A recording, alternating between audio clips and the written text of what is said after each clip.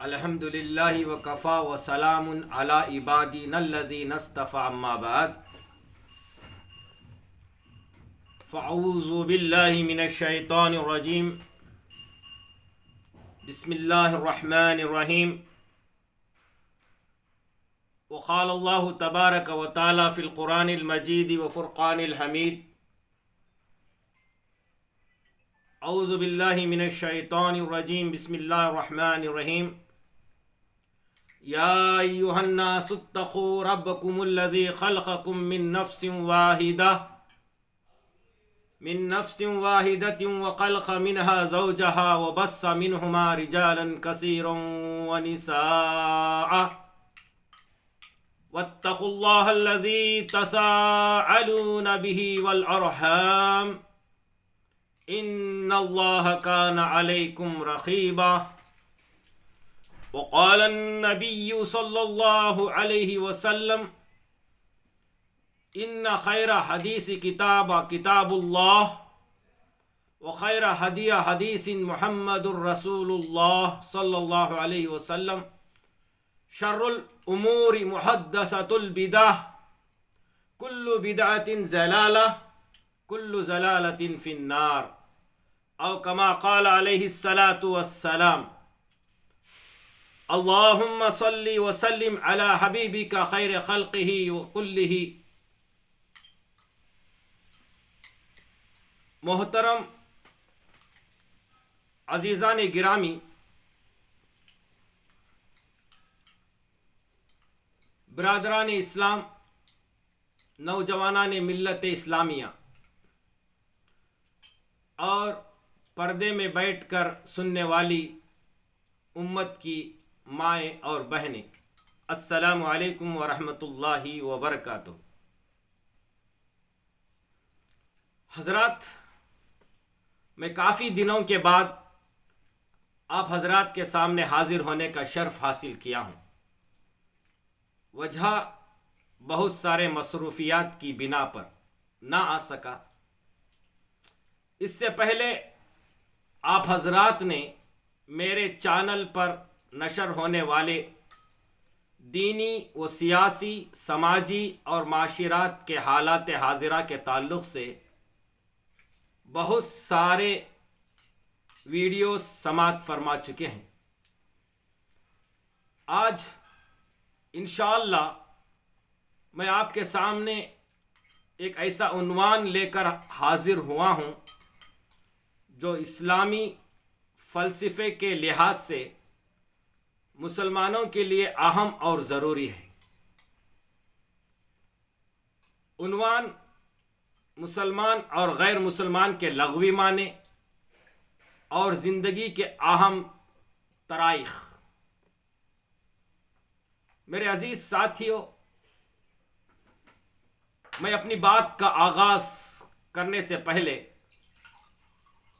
آپ حضرات سے میری التماس ہے کہ میرے اس فکر کو آخری لمحوں تک سماعت فرمائیں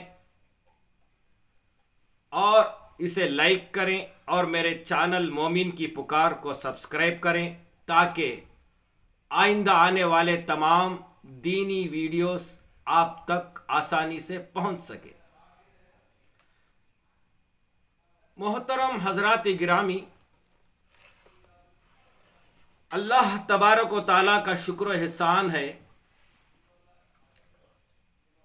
کہ اس نے ہمیں ساری مخلوق میں اعلیٰ مقام عطا فرمایا۔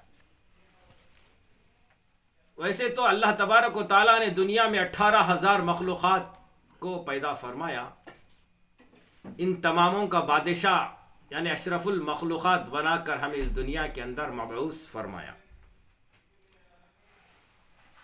درود و سلام سرکار مدینہ، شافی محشر، ساقی کوثر، رحمت للعالمین پر، جنہوں نے ساری دنیا کے انسانوں کو جینے کا سلیقہ سکھایا۔ دوستو اور میرے عزیز ساتھیوں، اللہ تبارک و تعالیٰ نے اس دنیا کو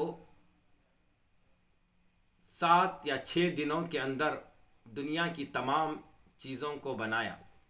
یہ زمین، یہ آسماں، یہ بحر و برا، یہ سمندر، یہ چہتے چرندے، یہ پرندے، یہ ہواؤں کا چلنا، یہ سب اللہ تبارک و تعالیٰ نے اپنی قدرت سے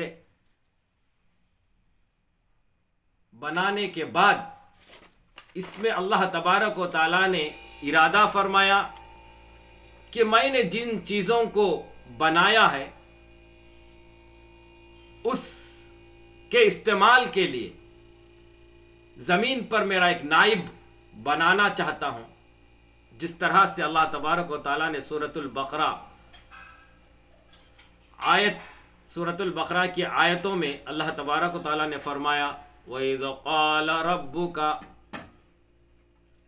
قَالَ رَبُّكَ لِلْمَلَائِكَةِ إِنِّي جَاعِلٌ فِي الْأَرْضِ خَلِيفَةً. اللہ تبارک و تعالیٰ نے فرشتوں سے مشورہ فرمایا، اے فرشتوں، میں اپنے زمین پر میرا ایک نائب، میرا خلیفہ پیدا کرنا چاہتا ہوں. یہ لمبی تفسیر ہے سورۃ البقرہ کے اندر. بہرکیف میں انسان کی تقلید کے تعلق سے جتنی آیت پیش کرنا تھا وہ پیش کر چکا. اللہ نے انسان کی تقلید فرمایا جس کا شاہد قرآن مجید ہے، اور انسان کے آئندہ کی زندگی کے لیے کارآمد چیزوں کو، جو ان کی ضروریات آنے والی چیزوں کو اللہ تبارک و تعالیٰ نے انسان کی پیدا کرنے سے پہلے ہی بنا دیا تھا. اس کا ذکر سورۃ البقرہ کی آیتوں میں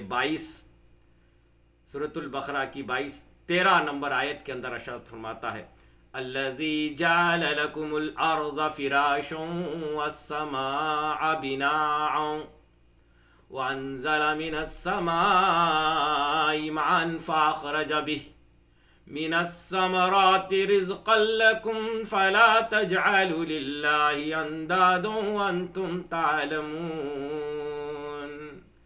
الذی جعل لکم الارض، اے لوگو ہم نے تمہارے لیے زمین کا فرش بنا دیا. فراش والسماء بناء، ہم نے تمہارے لیے آسمان کو عرش بنا دیا. بناء والارض، ہم نے آسمان سے تمہارے لیے پانی برسایا.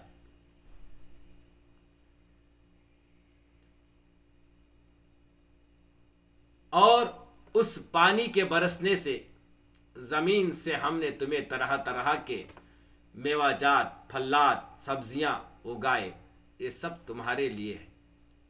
انسان کی تقلید کے بعد انسان کی ضرورت کے لیے اللہ نے یہ تمام چیزیں انسان کی ضرورت کے لیے پیدا فرمائے. اس کے بعد اللہ تبارک و تعالیٰ نے، اللہ عالم الغیب ہے، اللہ بہتر جانتے ہیں کہ انسان میری نعمتوں کا استعمال کرے گا اور مجھ سے میرے حکم کی نافرمانی کرے گا. مختصراً میرے بھائیو، بزرگو، دوستو، اللہ نے انسان کی تربیت کے لیے اپنے خاص بندوں کو انسانوں میں سے چن کر انبیاء علیہ السلام کا لقب دے کر دنیا میں ان کو بھیجتا. تو سب سے پہلے اللہ تبارک و تعالیٰ نے حضرت آدم علیہ السلام کو مبعوث فرمایا. دنیا میں آیا پہلا مسلمان، جس کی دلیل حضرت آدم علیہ السلام ایمان والے تھے، مسلمان تھے.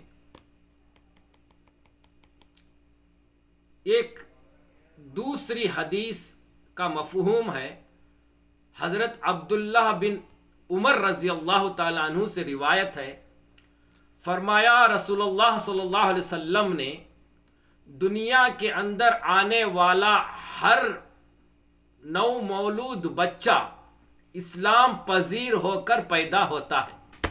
غور فرمائے اس حدیث پر.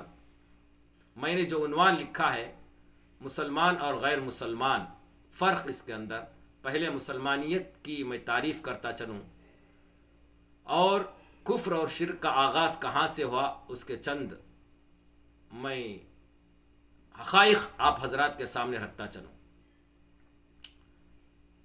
تو حضرت عبداللہ بن عمر رضی اللہ تعالیٰ عنہ سے روایت ہے، فرمایا رسول اللہ صلی اللہ علیہ وسلم نے دنیا میں پیدا ہونے والا ہر نو مولود بچہ اسلام پذیر، اسلام کے تحت پیدا ہوتا ہے، اس کے گھر والے یا اس کا معاشرہ اسے یہودی یا نصرانہ بنانے پر آمادہ ہوتے ہیں۔ تو میرے بھائیو، بزرگو، دوستو، اللہ تبارک و تعالیٰ نے انبیاء علیہ السلام کا سلسلہ جاری فرمایا، آدم علیہ السلام سے لے کر ہمارے آقا تاجدار مدینہ صلی اللہ علیہ وسلم تک۔ اس بیچ آدم علیہ السلام سے حضرت نوح علیہ السلام تک کوئی انسان اللہ کی نافرمانی میں مبعوث نہیں تھا، اللہ کو چھوڑ کر کسی اور کی پوجا نہیں کرتا تھا، وحدہ لا شریک کا لہو اور اس وقت کے نبی کے کلمے کے تحت اپنی زندگی بسر کرتے آ رہا تھا۔ لیکن شیطان ملعون نے حضرت نوح علیہ السلام کے زمانے میں حضرت نوح علیہ السلام کی قوم کو بہکایا۔ حضرت نوح علیہ السلام کی قوم اپنے بزرگوں کی تصویروں کو اپنے دکانوں مکانوں میں رکھ کر انہیں جو ہے ان سے کچھ نظر و نیاز مانگا کرتے تھے۔ شیطان نے انہیں بہکایا، اس تصویر سے کچھ ہونے والا نہیں ہے، مٹی سے ان کے بتوں کو بناؤ۔ آپ حضرات تفسیر القرآن کے اندر بہت سارے احادیث اس سے بھی آپ ملاحظہ فرما سکتے ہیں۔ شیطان نے حضرت نوح علیہ السلام کی قوم کو بہکایا، نوح علیہ السلام کی قوم نے بتوں کو بنانا شروع کیا اور اس سے جو ہے اپنے حاجات کو پورا کرنے شروع کر دیے۔ یہاں سے شرک و بدعت کی شروعات ہوئی۔ میرے محترم بزرگوں، دوستو، حضرت نوح علیہ السلام کے بعد دنیا کے اندر جہالت عام ہوتی چلی گئی، شرک و بدعت کا ڈنکا بستا چلے گیا، انسانیت کا دور دور تک کوئی نام و نشان باقی نہ رہتا، اور انسانی معاشرے کے اندر، انسانی رہن سہن کے اندر، کھان پین کے اندر، رسم و رواج کے اندر، شادی بیاہ کے اندر غلط طرائق کو اپنایا گیا، اور حتیٰ کہ یہاں تک کہ جب جہالت عام ہو گئی، خطۂ عرب کے اندر انسانیت کا کوئی نام و نشان باقی نہ رہا، اتنی جہالت ہو گئی کہ چلتے جانور کا خون پھاڑ چیر کر کھانے بھی لگے، پینے بھی لگے، لڑکی کا پیدا ہونا منحوس سمجھا جاتا تھا۔ ایسے ماحول کے اندر اللہ تبارک و تعالی نے ہمارے نبی حضرت محمد الرسول اللہ صلی اللہ علیہ وسلم کو آخری نبی کا تمغہ دے کر نبوت کا مکمل دار و مدار ان پر ختم کرتے ہوئے حضرت محمد الرسول اللہ صلی اللہ علیہ وسلم کو مبعوث فرمایا۔ آپ صلی اللہ علیہ وسلم 13 سال کی زندگی لوگوں کے اندر ایک اللہ سے ہونے کے یقین کو دعوت و تبلیغ کے ذریعے انسانوں کے اندر، یا یوں کہے کہ صحابہ رضی اللہ تعالیٰ عنہ کے دلوں کو ایک اللہ سے ہونے کے یقین کو پیوست کرتے چلے گئے۔ ابھی کوئی قوانین نافذ نہیں ہوئے، اور جو رسوم و جہالت تھی اس کو ایک کے بعد دیگر کو جو ہے وہ رسومات کو اللہ تبارک و تعالیٰ کے نبی حضرت محمد الرسول اللہ صلی اللہ علیہ وسلم ختم کرتے چلے آئے، اور ہر شریعت کے اندر، ہر نبی کے شریعت کے اندر وہ قانون اللہ نے نافذ فرمایا۔ لیکن قربان جائیے اللہ کے رسول صلی اللہ علیہ وسلم پر اللہ تبارک و تعالیٰ نے ان پر شریعت کا قانون مکمل کر دیا، اور اللہ کے قوانین کو اللہ تبارک و تعالیٰ نے ایک کتاب کے ذریعے اللہ کے رسول صلی اللہ علیہ وسلم پر 23 سالہ تک نازل فرماتا رہا، اسے قرآن مجید کہتے ہیں۔ اور ساری دنیا کے بسنے والے انسانوں کو اللہ تبارک و تعالیٰ نے رسول اللہ صلی اللہ علیہ وسلم کے طریقے کو عملی جامہ پہنا کر انسانوں کے سامنے رکھا، اسے احادیث نبویہ کہتے ہیں۔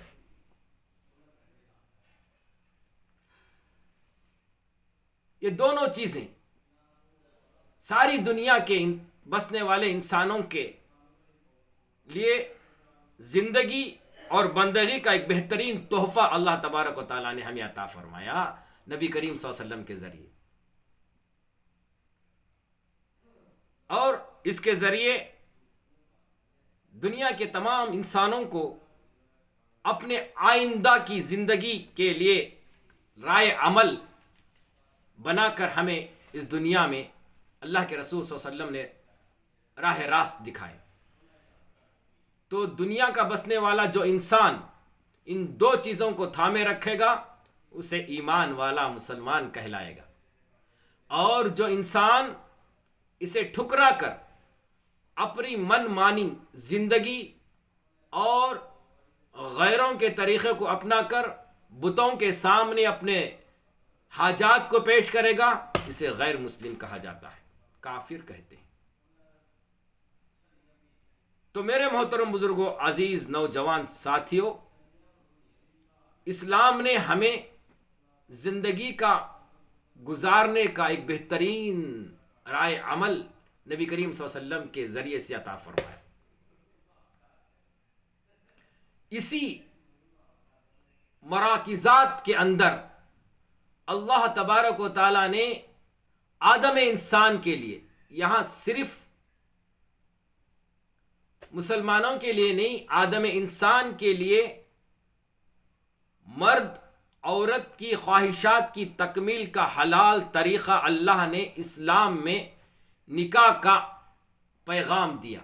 نکاح کے ذریعے انسان، میں نے جو سورۃ نساء کی پہلی آیت کریمہ تلاوت فرمائی، یہاں پر مسلمان کا ذکر نہیں ہے، میں انشاءاللہ اس کا ترجمہ پیش کروں گا، سماعت فرمائیں گے۔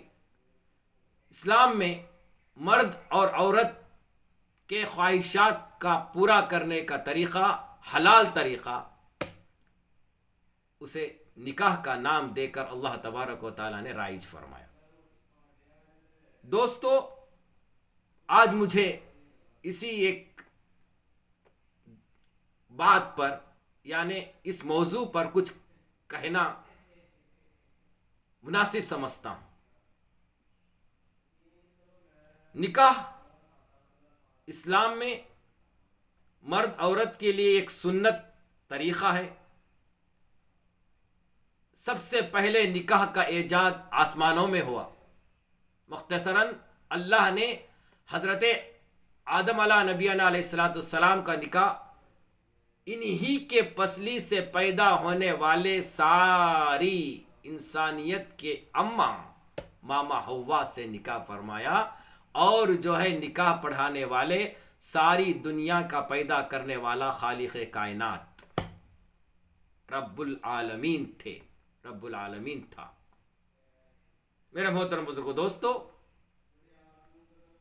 ہر نبی کی شریعت میں نکاح رائج تھا، لیکن طریقہ الگ تھا۔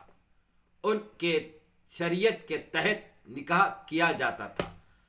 مثال کے طور پر حضرت آدم علیہ نبینا علیہ السلام کی شریعت میں ایسا تھا کہ اللہ کی قدرت تھی کہ اللہ نے ماما ہوا کو ایک ایک وقت دو بچے پیدا ہوتے، ایک لڑکا ایک لڑکی۔ پہلے جو لڑکے کے ساتھ جو لڑکی پیدا ہوتی، دوسری مرتبہ جو لڑکا پیدا ہوتا، اس لڑکے کا نکاح پہلی والی لڑکی کے ساتھ کرنا ان شریعت میں جائز تھا۔ بہرکیف اللہ نے مسلمانوں کے اور تمام انسانوں کے رشتوں کو عالم ارواح میں ہی طے کر چکا ہے۔ میں مختصراً بات آپ حضرات کے سامنے بیان کرتا چل رہا ہوں تاکہ ویڈیو طویل نہ ہو جائے اور سننے میں آسانی ہو جائے۔ اور اس کی تکمیل روئے زمین پر اللہ نے انجام فرمائی. جس طرح سے اللہ تبارک و تعالیٰ نے میں نے جو آیت کریمہ آپ حضرات کے سامنے پیش کرنے کا جو شرف حاصل کیا ہوں، اس کے اندر اللہ تبارک و تعالیٰ سورۃ نساء کی پہلی آیت کے اندر میں نے جو عام طور پر نکاح میں یہی آیت خطبے کے اندر پڑھی جاتی ہے، میں نے جو آیت کریمہ جو تلاوت کرنے کا شرف حاصل کیا، اس کے اندر اللہ تبارک و تعالیٰ نے فرمایا اے لوگو، یہاں مسلمان کر نہیں پکارا، اے لوگو اپنے پروردگار سے ڈرو جس نے تمہیں ایک جان سے پیدا فرمایا اور اسی سے اپنی بیوی کو پیدا کر کے ان دونوں سے بہت سے مرد اور عورتیں پھیلا دیے. اس اللہ سے ڈرو جس کے نام پر ایک دوسرے سے مانگتے ہو اور رشتے ناطے توڑنے سے بھی بچو، بے شک اللہ تعالیٰ تم پر نگہبان ہے. یہاں پر اللہ تبارک و تعالیٰ نے یہ واضح فرما دیا کہ ہم نے جس رشتے کو زمین پر رائج فرما رہے ہیں وہ خاندان کی لڑکی اس خاندان کے لڑکے کے پسلی سے پیدا ہو چکی ہے. ہم اپنی قدرت سے، چاہے وہ کہیں عربستان کا رہنے والا ہو، سات سمندر کا رہنے والا ہو، زمین کے کسی خطے میں رہنے والا ہو، ہم مختلف خاندانوں میں تمہیں پیدا فرمایا، مختلف قبیلوں میں پیدا فرما کر تمہارا تعارف فرمایا، اور ہم نے زمین والوں کے ذریعے سے تمہیں ایک ساتھ ملا کر اس رشتے کو مضبوط بنایا. یہ اللہ تبارک و تعالیٰ کی منشا ہے، یہ اللہ تعالیٰ کا قدرت کا ایک کرشمہ ہے کہ اللہ نے مختلف قبیلوں میں لڑکے کو پیدا فرمایا، مختلف قبائل میں لڑکی کو پیدا فرمایا. اپنی قدرت سے جب ان کی عمر بالغ ہونے کے تک شادی کے مرحلے پر پہنچ جاتی ہے تو اللہ نے کسی نہ کسی مرحلے سے اس رشتے کو طے کرواتے ہیں اور نکاح کے بندھن میں باندھ دیتے ہیں. میرے محترم دوستو، اسی لیے اللہ نے فرمایا ہم نے ایک جان سے تمہاری عورت کو پیدا فرمایا اور اس سے بہت سارے مرد اور بہت سارے عورتوں کو ہم نے دنیا میں پیدا فرمایا، اور اس سے بھی تمہاری جوڑے کو ہم نے پیدا فرمایا. اللہ تعالیٰ آگے فرماتا ہے کہ اے لوگو ڈرو اس اللہ سے جسے تم نے ایک جان سے پیدا فرمایا، اور ڈرو رشتے ناطے توڑنے سے. محترم بزرگوں، عزیز نوجوان ساتھیوں، اللہ تبارک و تعالیٰ نے نکاح کا آسان طریقہ دنیا کے اندر ہمیں حلال طریقہ عطا فرمایا ہے. میرے محترم بزرگوں دوستوں، اسلام نے مرد کو عورت پر حاکم بنایا، اس پر عورت کی نان و نفقے کی تمام ذمہ داریاں عائد مرد پر ہوتی ہے، اور عورت کو یہ ذمہ داری دی کہ وہ اپنے گھر کے چار دیواری میں رہ کر اپنے اولاد کی پرورش کرے، اسلامی معاشرے کے تحت اپنے بچوں کی پرورش کرے گھر کے چار دیواری میں رہ کر. دوستو، میرے عزیز نوجوان ساتھیوں، اسلام مساوات کا سبق دیتا ہے، ہمدردی کا پیغام دیتا ہے. اسلام حق برادری کا اعلان کرتا ہے. مرد جب کمانے نکلتا ہے تو کبھی کبھی دھوپ کی گرمی اور اللہ کے راستے کے دشواریاں سے دوچار ہوتا ہے. ان سب تکالیف کو یہ سوچ کر برداشت کر لیتا ہے کہ وہ جنہی گھر کے چار دیواری میں چھوڑ کر آیا ہے وہ عزت کی زندگی گزارے. اس سے یہ ثابت ہوتا ہے کہ جب تم رشتہ کرو تو لڑکے کے اندر یہ استطاعت ہونی چاہیے کہ وہ کچھ اپنے بل بوتے پر کما کر اپنے اہل و عیال کے لیے روزی معاش کا ذریعہ بنے.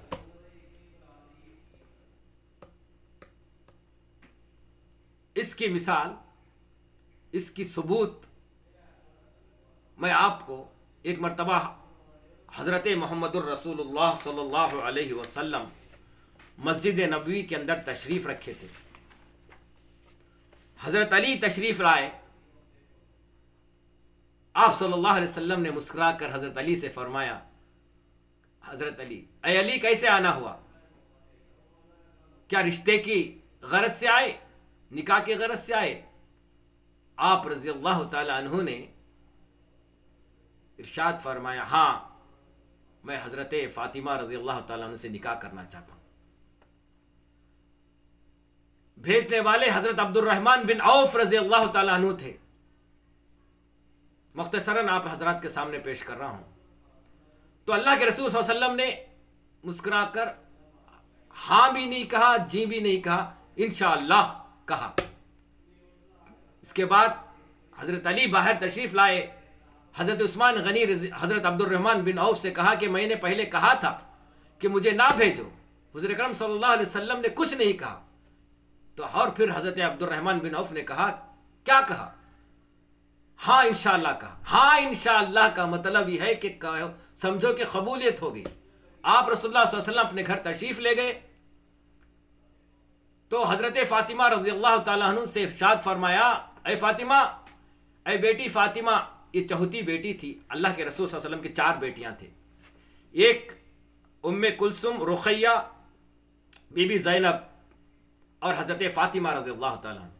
اللہ کے رسول صلی اللہ علیہ وسلم 2 بیٹیوں کو ایک ساتھ حضرت عثمان غنی رضی اللہ تعالیٰ عنہ کے عقد میں دیا تھا، ام کلثوم اور رقیہ کو، اس لیے ذوالنین کے نام سے حضرت عثمان غنی مشہور تھے۔ تیسری بیٹی حضرت عاص رضی اللہ تعالیٰ عنہ کو دیے تھے، زینب رضی اللہ تعالیٰ عنہ کو۔ چوتھی بیٹی حضرت فاطمہ رضی اللہ تعالیٰ عنہ کا رشتہ حضرت علی لے کر آئے تھے۔ اب حضرت محمد الرسول اللہ صلی اللہ علیہ وسلم نے ساری امت کو یہ پیغام دیا کہ اے لوگو، اپنی بیٹی کی رضامندی، بیٹی کی شادی کے لیے لازم ہے کہ اپنی بیٹی کی رضامندی قبول کرو، رضامندی لے لو۔ آپ صلی اللہ علیہ وسلم نے حضرت علی سے یہ نہیں کہا کہ انشاءاللہ میں کر دوں گا، نہیں، گھر پہ آئے، حضرت فاطمہ رضی اللہ تعالیٰ عنہ سے پوچھا کہ اے فاطمہ، اے میری بیٹی فاطمہ، حضرت علی رضی اللہ تعالیٰ عنہ تیرے رشتے کا پیغام لے کر آئے تھے، کیا تو راضی ہے؟ آپ رضی اللہ تعالیٰ عنہ نے حضرت فاطمہ رضی اللہ تعالیٰ عنہ، قربان جائیے اس بیٹی پر، باپ کے حکم کو آپ رضی اللہ تعالیٰ عنہما نے سر آنکھوں پہ نیچے کر کے ہاں کا مطلب دے دیا، میں راضی ہوں۔ آج میری امت کی بیٹیاں، باپ کالج کو بھیجتا ہے، نامعلوم کہ آج شیطان کا وہ آلہ اپنے ہاتھوں میں لے کر در بدر بھٹک کر امت کی بیٹیاں دینی تعلیم نہ ہونے کی وجہ سے، باپ کی اندر دینی ماحول نہ ہونے کی وجہ سے، گھر کے اندر دینی ماحول نہ ہونے کی وجہ سے، نہ ماں دیندار، نہ باپ دیندار، نہ گھر کا ماحول، نہ معاشرہ دیندار، تو بیٹیاں آج خون کے آنسو رونے کا وقت آ گیا ہے۔ میرے بھائیوں، بزرگوں، دوستو، آج ہماری امت کی وہ بیٹیاں جو پروفیسر بنتی چلی گئی، ڈاکٹر بنتی چلی گئی، وکیل بنتی چلی گئی، انجینئر بنتی چلی گئی، ایم اے بی ایس ہوتی گئی، ایم اے پاس ہو گئی، اسلام تمہیں منع نہیں کرتا، چاہے تم ڈاکٹر بناؤ، چاہے تو انجینئر بناؤ، چاہے فلاسفر بناؤ، چاہے وکیل بناؤ، چاہے آئی ایس آفیسر بناؤ، کچھ بھی بناؤ، ساتھ ساتھ دیندار بناؤ، دینی ماحول میں اپنے بچیوں کو پالو۔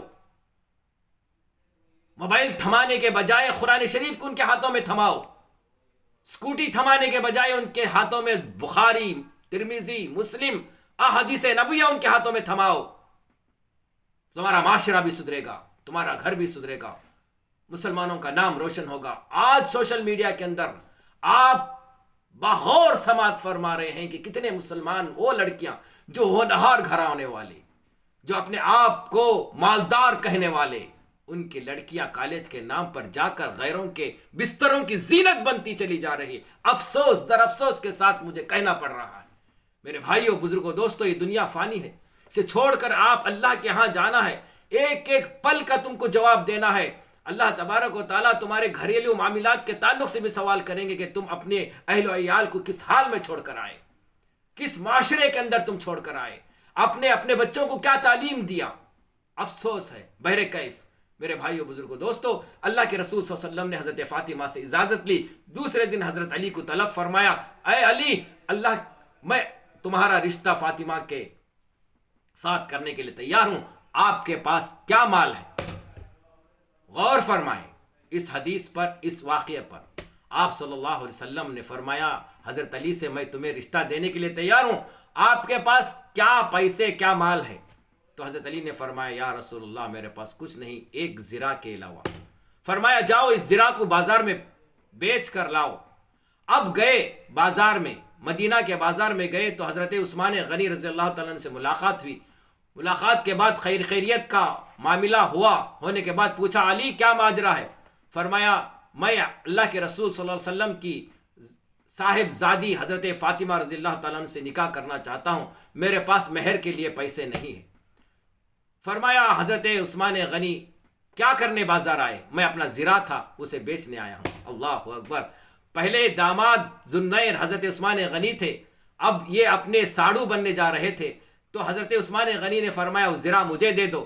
آپ رضی اللہ تعالیٰ عنہ نے 400 دینار میں وہ زرہ خریدا، خریدنے کے بعد 400 دینار دیے اور تحفے میں وہ زرہ بھی انہیں دے دیا حضرت علی رضی اللہ تعالیٰ عنہ کو۔ فرمایا جاؤ یہ زرہ تمہارے لیے تحفہ ہے۔ اللہ کے اس لاڑیلے صحابی رضی اللہ تعالیٰ عنہ حضرت علی رضی اللہ تعالیٰ عنہ حضور اکرم صلی اللہ علیہ وسلم کی خدمت میں حاضر ہوئے، اے اللہ کے رسول صلی اللہ علیہ وسلم فلاں فلاں ایسا ایسا قصہ پیش آیا، میرے پاس 400 دینار ہیں۔ تو اللہ کے رسول صلی اللہ علیہ وسلم نے فرمایا 200 دینار مہر میں باندھ لو میری بیٹی کے لیے، اور 200 دینار میں تم ولیمہ اور اپنی دلہن کے لیے کچھ اشیاء جات اس کی جو ہے اس کے لیے کچھ اشیاء جات خرید لاؤ تاکہ وہ پہن وڑ کر تمہارے سامنے جو ہے اپنے جو ہے اظہار فرمائیں۔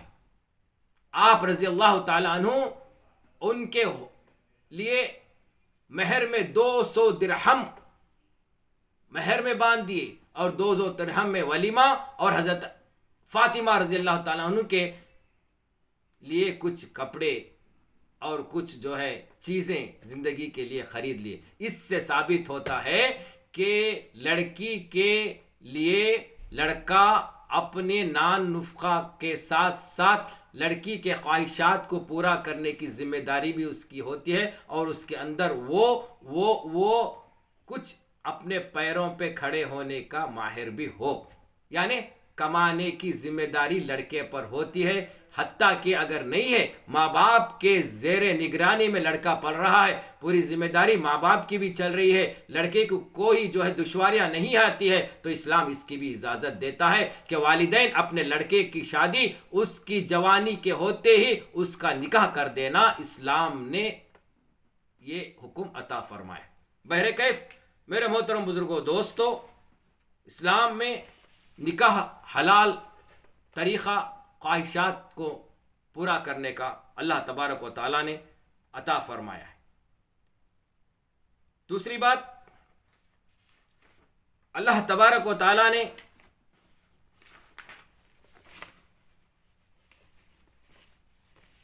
نکاح کے اندر آج جو ماحول معاشرے کے اندر پیدا ہو گیا ہے، جوڑے گھوڑے کی رسم، اور لڑکی والوں پر جو ہے زور دیا جائے گا کہ ہم اتنے حضرات کھانے پر آئیں گے، اور جو ہے ہمیں ہلدی کا رسم اور منجے کا رسم، یہ تمام رسومات اسلام نے جہالت کے نام پر آمدہ کیا ہے۔ یہ کوئی رسوم اسلام کے اندر جائز نہیں ہے، یہ لڑکی والوں پر ایک ظلم ہے۔ میرے محترم بزرگوں دوستو، اللہ کے رسول صلی اللہ علیہ وسلم نے حضرت فاطمہ رضی اللہ تعالیٰ عنہ کا نکاح بہت آسان سے، سادگی سے فرمایا۔ کوئی جھوڑا نہیں تھا، گھوڑا نہیں تھا، اور کوئی نکاح کا کھانا نہیں تھا، کچھ نہیں تھا۔ اللہ کے رسول صلی اللہ علیہ وسلم نے 2 واقعات، ایک حضرت علی رضی اللہ تعالیٰ عنہ کو کہا کہ ولیمہ کرو، دوسرا جو واقعہ حضرت عبد الرحمن بن عوف رضی اللہ تعالیٰ عنہ ایک مرتبہ حضرت محمد رسول اللہ صلی اللہ علیہ وسلم مسجد نبوی کے اندر تشریف تھے، درس دے رہے تھے۔ حضرت عبد الرحمن بن عوف جو مالدار شخص تھے، مدینہ کے مالدار شخصوں میں ان کا شمار ہوتا تھا، تجارت کرتے تھے، وہ آئے اور مجلس میں بیٹھ گئے۔ حضرت محمد رسول اللہ صلی اللہ علیہ وسلم نے ان کی طرف دیکھا ان کے کرتے پر ایک زعفرانی نشان نظر آیا تو آپ صلی اللہ علیہ وسلم نے مسکرایا، فرمایا عبد الرحمن بن عوف کیا معاملہ ہے، آپ کا نکاح ہوا؟ کہا کہ ہاں۔ دیکھیے جو حضرات اپنے شادیوں میں رشتہ داروں کو ڈھونڈ ڈھونڈ کر جھولوں میں بسوں میں بھر کر لاتے ہیں، اگر وہ رشتہ دار کو نہیں کہا گیا تو جو ہے وہ بیزار ہوگا۔ ارے اللہ کے بندو، حضرت عبد الرحمن بن عوف کا نکاح ہوا۔ اللہ کے رسول صلی اللہ علیہ وسلم نے پوچھا کہ آپ کا نکاح ہوا؟ ہاں یا رسول اللہ نکاح ہوا۔ آپ نے یہ نہیں کہا کہ میں تمہارے قریب ہوں، میں تمہارا نبی ہوں، تمہارے گھر سے قریب ہوں، مجھے نہیں کیوں دعوت میں بلایا؟ یہ نہیں کہا اے عبد الرحمن بن عوف ولیمہ کرو، ولیمہ کرو، چاہے ایک بکری کو ذبح کر کے ایک ولیمہ کرو۔ یہ لفظ کہا، نہ کہ یہ کہا کہ مجھے کیوں نہیں بلایا۔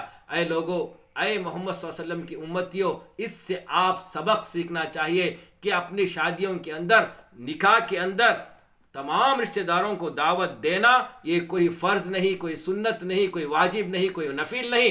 ہاں حقوق و لباد کے تحت چند مختصر حضرات کو بلا کر لائیں اور سادگی کے ساتھ نکاح فرما لیں تو اللہ تبارک و تعالیٰ اسی نکاح میں برکت رکھا ہے۔ میرے محترم بزرگوں، دوستو، ہمارے آقا محمد صلی اللہ علیہ وسلم نے اپنی شادی کا طریقہ امت کے سامنے رکھ دیا ہے اور کئی حدیثیں اس کے لیے شاہد ہیں، لیکن آج کل مسلمانوں میں کئی فرقے جنم لینے کی وجہ سے اس بات کا کوئی برا نہ مانے۔ آج مسلمانوں کے اندر بہت سارے فرقے پیدا ہو چکے ہیں، بہت سارے فرقے، میں نام لینا نہیں چاہتا۔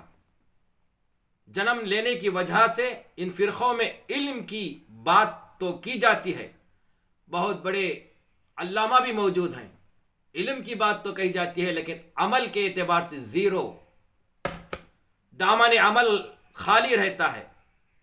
تو ایسے حالات میں اہل علم حضرات چاہیے کہ وہ کسی فرقے سے تعلق رکھتے ہو، معاشرے کے اندر کی برائیوں کو اگر دور کرنا چاہتے ہو، شادی بیاہ جیسے معاملات کے اندر جو رسومات رائج ہوتے جا رہے ہیں، اسے اگر دور کرنا چاہتے ہو تو ہر فرقے کا وہ اہل علم میدان میں اترے اور امت کی فلاح بہبودی کے لیے کام کرے، اپنے علم کے ذریعے سے، اللہ کے رسول صلی اللہ علیہ وسلم کے احادیث نبویہ کے ذریعے سے امت کے اندر ایک ایسا ماحول پیدا کرے کہ جو ہے رسومات جو ہے خود بخود جو ہے ناقص ہوتے چلے جائیں اور امت کے اندر صرف سادگی کے ساتھ نکاح کرنے پر آمادہ ہو جائے۔ میرے محترم بزرگوں، عزیز نوجوان ساتھیوں، اللہ نے عورت کو ایک مقام عطا فرمایا ہے، نبی کریم صلی اللہ علیہ وسلم کی رحمت کے ذریعے سے اللہ نے عورت کو ایک مقام عطا فرمایا۔ اسی لیے اللہ کے رسول صلی اللہ علیہ وسلم کی وہ حدیث جنہوں نے فرمایا جس امتی کے 3 بیٹیاں ہوں اور وہ اس کی صحیح تربیت کرے، اسلامی معاشرے کے تحت دینی تعلیم سے آراستہ کرتے ہوئے، اسے دینی تعلیم دلاتے ہوئے، اس کے بالغ ہوتے ہی، شادی کی عمر ہوتے ہی، شادی کی لڑکی کی عمر 15 سے 18 سال اور لڑکے کی عمر 21 سے 25 سال کے اندر جوان ہو جاتے ہیں، ایسے لڑکا لڑکی کی جو ہے شادی کرنا ان کے ماں باپ پر فرض بن جاتا ہے۔ جو انسان جو امتی کے اندر 3 لڑکیاں ہو اور اس کے دینداری ماحول میں پالے پوسے اور اس امانت کو اس لڑکے تک پہنچا دیے تو اللہ کے رسول صلی اللہ علیہ وسلم نے فرمایا روز قیامت وہ میرے جنت میں اس طرح ہوگا، اس طرح یعنی میرے ساتھ کھڑا ہوگا، والدین میرے ساتھ کھڑے ہوں گے، یعنی ایک محمد صلی اللہ علیہ وسلم اور اس کا باپ اور اس کی ماں اللہ کے رسول صلی اللہ علیہ وسلم کے ساتھ کھڑے ہوں گے۔ اللہ اکبر، اللہ اکبر، کتنا بڑا مقام ہے ان امتی کا جن کے گھروں میں لڑکیاں پیدا ہوتے ہیں۔ آج اس سے پہلے بھی لڑکی کو ہونا منحوس قرار دیا گیا تھا، میں نے جو ہے پہلے آپ سے ارشاد فرما چکا ہوں، زندہ درگور کیا جاتا تھا، لیکن اللہ کے رسول صلی اللہ علیہ وسلم کی آمد کے بعد اس جہالت کو ختم کیا گیا۔ لیکن ہندوستان کے اندر آج بھی غیروں میں وہ رسم باقی تھی، لیکن قربان جاؤ ہندوستان کا وہ بادشاہ حضرت ٹیپو سلطان شہید رحمۃ اللہ علیہ نے منگلور کی سطح پر جا کر ستی کا رسم جسے کہتے ہیں، مرد کے فنا ہونے پر، مرد کے فوت ہونے پر فوراً زندی عورت کو جلا دیا جاتا تھا ایک غیر مسلموں کے اندر۔ اللہ نے ایک فرشتے صفت انسان اللہ کے ولی کو اس ہندوستان کا بادشاہ بنایا، حضرت ٹیپو سلطان شہید رحمۃ اللہ علیہ۔ انگریزوں کے دربار کو، انگریزوں کو جو ہے دوڑا دوڑا کر اس ہندوستان سے بھگانے میں انہوں نے کامیاب ہوئے تھے، لیکن غداروں کی وجہ سے انگریزوں سے شکست پا کر اس داری فانی سے جو ہے کوچ کر چلے۔ اللہ ان کے خبروں پر ہزاروں رحمتیں نازل فرمائے، اللہ تعالیٰ انہیں جنت الفردوس میں اونچا اعلیٰ مقام عطا فرمائے۔ محترم بزرگوں، دوستو، منگلور کی اس ساحلی علاقوں میں جا کر حضرت ٹیپو سلطان شہید رحمۃ اللہ علیہ نے اس ستی کے رسم کو ختم فرمایا۔ اس دن سے آج تک وہ رسم ختم ہو گئی۔ یہ بھی مسلمانوں کا ایک عطیہ تھا غیروں کے لیے۔ تو فرق تھا غیروں میں اور مسلمانوں میں، رہن سہن میں، کھانے پینے میں، رسم و رواج میں، شادی بیاہ میں آج بھی فرق ہے، لیکن مسلمان غیروں کے طریقے کو اختیار کر کے شادی کرتا ہے۔ شادی کے اندر ڈول، گانا بجانا، ناچنا، شراب عام ہوتا چلا جا رہا ہے۔ یہ غیروں کا طریقہ ہے۔ میرے بھائیو بزرگوں، دوستو، اسے چھوڑو اور نکاح کو آسان بناؤ۔ اللہ تبارک و تعالیٰ نے عورت کا مقام عطا فرمایا، ماں، بیٹی، بہن، بہو کے روپ میں تمہیں دیا ہے۔ ماں کے قدموں کے نیچے جنت رکھا ہے۔ بیٹی گھر کی جو ہے اللہ تبارک و تعالیٰ نے شان بنایا۔ بہن بھائیوں کے لیے پیار و محبت کا ایک پیغام دیا۔ بہو ان کے سسرال میں جا کر جو ہے پورے پریوار کو ایک جنت کا گھر بنائے گی اگر دیندار ہو۔ بیٹی، لڑکی دینداری ماحول میں یہاں پل کر جائے گی تو اس کا سسرال جنت کا باغ بن جائے گا۔ جس طرح سے یہ گھر میں یہاں دینداری کی وجہ سے اپنے ماں باپ کی خدمت کرتی تھی، وہاں بھی جا کر جو ہے اپنے سسرال میں وہ بھی اپنے مزاجی ماں باپ کو ماں باپ سمجھ کر وہاں بھی جو ہے اپنی خدمت گزار بن جائے گی۔ وہ بھی گھر جنت کا ماحول بن جائے گا۔ میرے بھائیو بزرگوں، دوستو، اللہ تبارک و تعالیٰ نے یہ جو مقام عطا فرمایا ہے ہمارے آقا نبی کریم صلی اللہ علیہ وسلم کے ذریعے سے۔ میرے محترم بزرگوں، دوستو، نکاح آسان بناؤ اور زنا کو مشکل کرو، یہ اسلام سکھاتا ہے۔ ہمارا معاشرہ آج ظلم و ستم کا شکار ہوتا جا رہا ہے۔ مجھے چند باتیں سیاسی طور پر کہنا چاہتا ہوں، بس اس کے بعد اپنی بات کو ختم کرنا چاہتا ہوں۔ آج ہمارے معاشرے پر، مسلمانوں پر ظلم کے پہاڑ توڑے جا رہے ہیں۔ وجہ ہماری بیٹیاں غیروں کے بستر کی زینت بنتی چلی جا رہی ہے۔ وجہ ہمارے اندر نا اتفاقی کی وجہ۔ ہم بکھر گئے ہیں۔ ہم ایک لڑمے موتیوں کی طرح تھے نبی کریم صلی اللہ علیہ وسلم کے زمانے سے لے کر بہت سالوں تک۔ ہم نے صحابہ کے طریقے کو چھوڑا، تبع تابعین کے طریقے کو چھوڑا، اولیاء اکرام کے ان اقوال زرین کو ہم نے چھوڑا۔ ہم نے بس اپنی منمانی زندگی کو گزارنا شروع کر دیے اور طرح طرح کے فرقوں میں بڑھ گئے۔ ہم نے، اللہ کے رسول صلی اللہ علیہ وسلم نے فرمایا کہ ایک اللہ کی رسی کو مضبوطی سے تھام لو، آپس میں تفریقہ مت ڈالو۔ ہم نے لیکن اس کو چھوڑ دیا۔ ہمارا طریقہ الگ، ہمارا کھانے پینے کا طریقہ الگ۔ وہ کہے گا کہ وہ فرقہ والا ہے، یہ کہے گا کہ وہ فرقہ والا ہے، ہم اس کی مسجد میں نہیں جائیں گے۔ وہ کہے گا کہ ہم اس کی مسجد میں نہیں جائیں گے۔ وہ کہے گا کہ وہ مسجد میں آئے تو مسجد دھوئیں گے۔ نعوذ باللہ من ذالک۔ اتنا ایمان کمزور ہو چکا ہے کہ ہم فرقوں میں بٹ کر اپنے ایمان کو بیچ دیے۔ میرے بھائی بزرگوں، تو نہیں، ہم کو اللہ تبارک و تعالیٰ نے قرآن میں تعریف فرمایا، اس امت کی کسی امت کی تعریف نہیں فرمایا۔ کنتم خیر امت اخرجت للناس تامرون بالمعروف وتنحون عن المنکر وتؤمنون باللہ۔ تم بہترین امت میں سے ہو، لوگوں کی رفع رسانی کے لیے نکالی گئی ہو۔ تم لوگوں کو اللہ کی وحدانیت کی طرف بلاتی ہو، اچھے کام کی طرف بلاتی ہو اور برائی سے روکتی ہو۔ اللہ کے رسول صلی اللہ علیہ وسلم نے فرمایا، جب برا کام کو دیکھو تو اتنی قوت رکھو کہ اسے ہاتھ سے روک سکے۔ اگر ہاتھ سے نہ روکے پڑے تو زبان سے روکو۔ اگر زبان سے بھی نہ روکنے کی قوت تمہارے میں نہ ہو تو دل میں ارادہ کرو کہ اے اللہ، یہ جو کر رہا ہے، گناہ کا کام کر رہا ہے، اے اللہ اسے ہدایت دے دے۔ میرے محترم بزرگوں، دوستو، اپنے معاشرے کو سدھارو، اپنے گھروں کو دیندار بناؤ، اپنے بچوں کو دیندار بناؤ، اپنے گھروں کے اندر جو ہے دینی تعلیم کو عام کرو۔ میرے محترم بزرگوں دوستو، نکاح جو ہے آسان بناؤ، اور جو ہے جوڑے گھوڑے کی رسم سے دور رہو، اور لڑکی والوں پر بوجھ نہ بنو۔ اللہ کے رسول صلی اللہ علیہ وسلم نے یہ بھی فرمایا کہ نکاح کا اعلان کرو اور نکاح مسجد میں کرو۔ اس کی دلیل اللہ کے رسول صلی اللہ علیہ وسلم کی چہیتی بیوی حضرت عائشہ رضی اللہ تعالی عنہ سے مروی ہے کہ حضرت عائشہ رضی اللہ تعالی عنہ فرماتے ہیں کہ جو ہے علونا النکاح، عائشہ رضی اللہ تعالیٰ عنہ فرماتے ہیں قال رسول اللہ صلی اللہ علیہ وسلم علونا النکاح جعلوا فی المساجد، یعنی نکاح کا اعلان کرو اور نکاح مسجد میں کرو۔ یہ ایک حدیث ہے، اس کے تحت بہت سارے شیخ الاسلام نے اسے ضعیف بھی قرار دیا گیا۔ اس کا ثبوت جو ہے، میں چند شیخوں کی کتابوں کا حوالہ دینا چاہتا ہوں۔ الشیخ البانی، اسے جو ہے انہوں نے ضعیف الاعلان بتایا ہے۔ ابن ماجہ کے اندر 416 حدیث ہے، اسے ضعیف قرار دیا گیا ہے۔ اور الاسلامیہ ضعیف الجامعہ الصغیر حدیث نمبر 986 966، انہوں نے بھی اسے ضعیف قرار دیا گیا ہے۔ اور الطبیہ زبیر العلیہ زیہ 1080/9 سند ضعیف ہے۔